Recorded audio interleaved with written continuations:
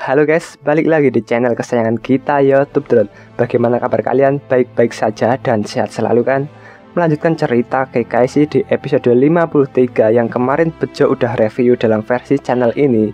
Bejo akan melanjutkan di mana di episode 53 lalu Kyoko dan Yoshimori bertatap muka di atas gedung sekolahan.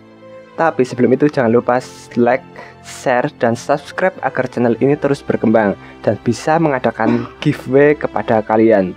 Bagaimana kelanjutan alur cerita KKC? Oke, mari kita masuk ke pembahasannya. Review KKC versi YouTube Drone episode 54.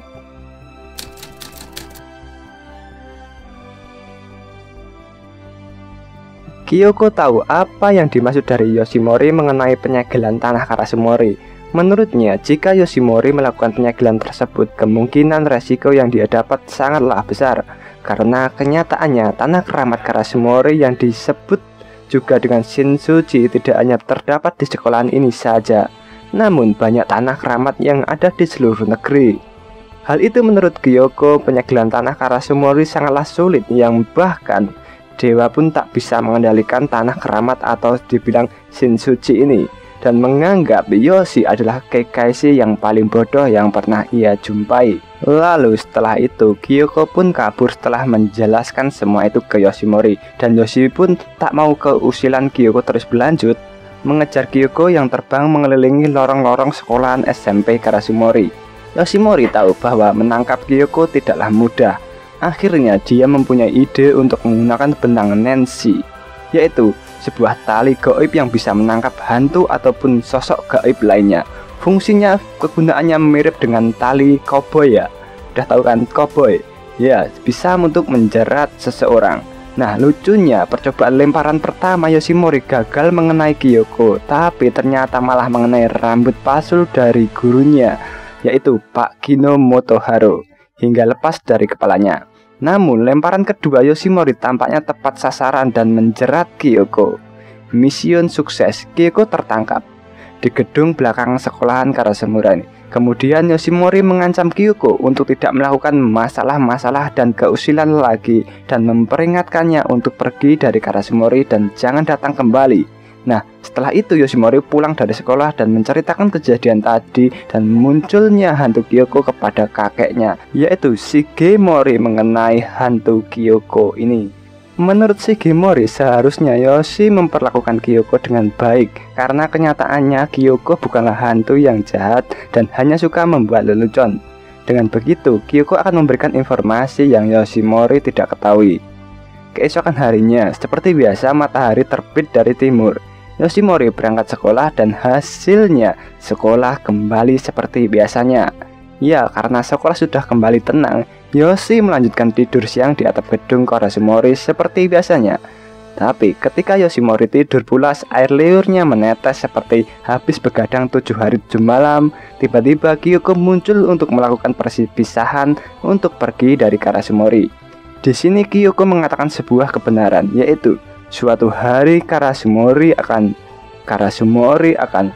lalu pergi dari tanah Karasumori. Nah, kenyataannya memang benar. Kyoko datang akan mengatakan sebuah kebenaran yang akan terjadi di masa akan yang datang. Kyoko juga tahu bahwa Yoshimori bukanlah seperti orang-orang lainnya, terlepas dia masih muda untuk seorang Kakashi.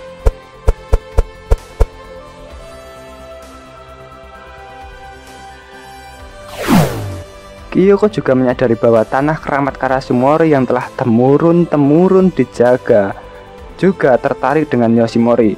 Kemudian Kyoko meninggalkan Yoshimori yang tidur tersebut. Next, waktu malam berlalu, matahari sudah terbit berjam-jam yang lalu. Yoshimori pergi ke Karasumori memakai seragamnya untuk berjaga berkeliling ke tanah Karasumori dengan Madaro si anjing putih mengemaskan. Yoshimori mencoba untuk mempersempit sumber letak kekuatan tanah Karasumori untuk mendapatkan sebuah kesimpulan. Menurutnya, batas pengaruh kekuatan Karasumori adalah dinding pembatas area sekolahan, dan mendapatkan kesimpulan bahwa bangunan sekolahan Karasumori tidak dibangun 400 tahun yang lalu. Dengan mengetahui asal-usul tanah Karasumori membuat dia lebih dekat dengan tujuannya, dan Yoshi bisa lebih cepat untuk menyegel Karasumori. Madara yang mendengar Yoshimori mengatakan akan menyegel Karashimori tertawa karena Yoshi mempunyai ide yang konyol, yang bahkan kakeknya saja tidak berniat untuk menyegel tanah Karashimori.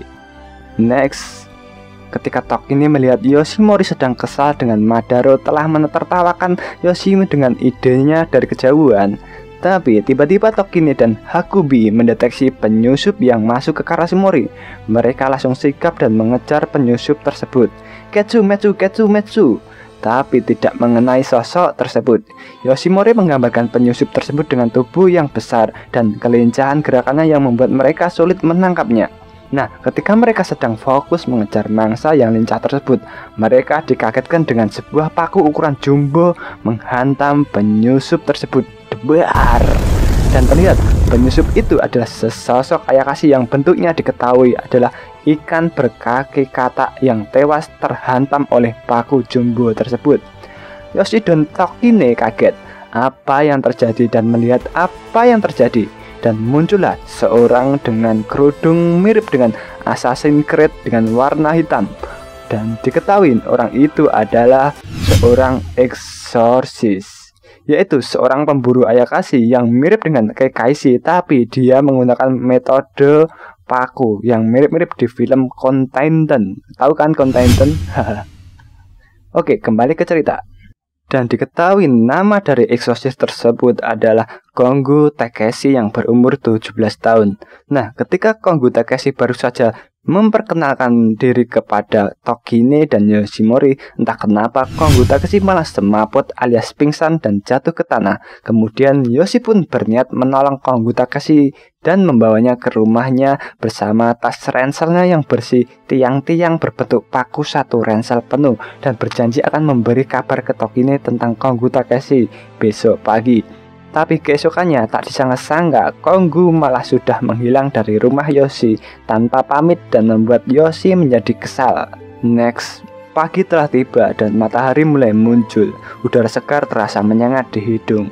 Waktu Yoshi pun untuk pergi ke sekolahan. Tokine yang penasaran juga mengenai Kongu Takeshi bertanya dengan Yoshimori, bagaimana keadaan Kongu Takeshi? Entah kenapa Yoshimori menjawab ketika Kongu Takeshi dibawa ke rumahnya Yoshi dan diperiksa keadaan oleh kakeknya. Tubuh Kongu Takeshi penuh dengan bekas luka. Lalu Yoshi pun sampai di Karashimori. Nyataannya, walaupun Takeshi ini menghilang dan pergi dari rumahnya, dia akan bakalan kembali karena semua senjata pakunya masih dibawa oleh Yoshimori. Dan benar, Kongu Takeshi mendatangi Yoshimori yang ada di sekolahan dengan pakaian versi Containment-nya tersebut dan berniat untuk mengambil senjata-senjatanya. Yoshi yang mengetahui bahwa tubuh dari Kongu Takeshi masih kurang fit mengajaknya untuk tetap tinggal sementara dengannya di rumahnya. Tapi Kongu Takeshi menolak kesempatan tersebut karena harus menyempurnakan dan melanjutkan penyegelan sesosok roh. Yoshi yang mendengar kata penyegelan dari mulut Kongu Takeshi mulai tertarik mengetahui apa dari tugas dari seorang eksorsis.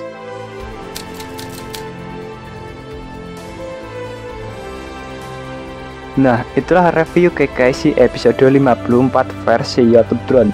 Bagaimana kelanjutan dari seorang eksorsis ini? Terus pantau dan jangan lupa like, share, dan subscribe agar channel ini terus berkembang dan bisa mengadakan giveaway kepada kalian. Sekian dari Bejo, sampai jumpa di video selanjutnya. Hohoi.